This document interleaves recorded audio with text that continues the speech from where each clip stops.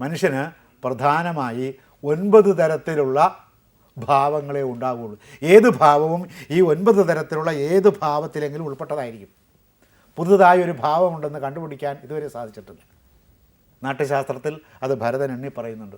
9 തരത്തിലുള്ള ഭാവങ്ങളെ മനുഷ്യനുണ്ടാകൂ. അതുകൊണ്ട് 9 തരത്തിലുള്ള രസങ്ങളെ ഏത് കൃതിയിലും ആവിഷ്കരിക്കാൻ സാധിക്കൂ, ഏത് കലയിലും ആവിഷ്കരിക്കാൻ സാധിക്കും. നാട്യശാസ്ത്രം പൊതുവെ നാട്യശാസ്ത്ര പഠേതാക്കൾ കരുതുന്നത് പോലെ അതൊരു അഭിനയ സംബന്ധമായ ശിക്ഷണഗ്രന്ഥമല്ല, അതൊരു കലാദർശനമാണ്. എല്ലാ കലകളെയും സാകല്യേന ബാധിക്കുന്ന സാർവകാലികമായ, സാർവലൗകികമായ, സാർവദേശീയമായ സിദ്ധാന്തങ്ങളാണ് അതിൽ അവതരിപ്പിച്ചിരിക്കുന്നത്.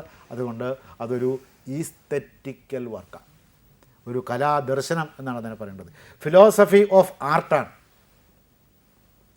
അല്ലാതെ നാട്യത്തെ മാത്രം സംബന്ധിക്കുന്നതല്ല.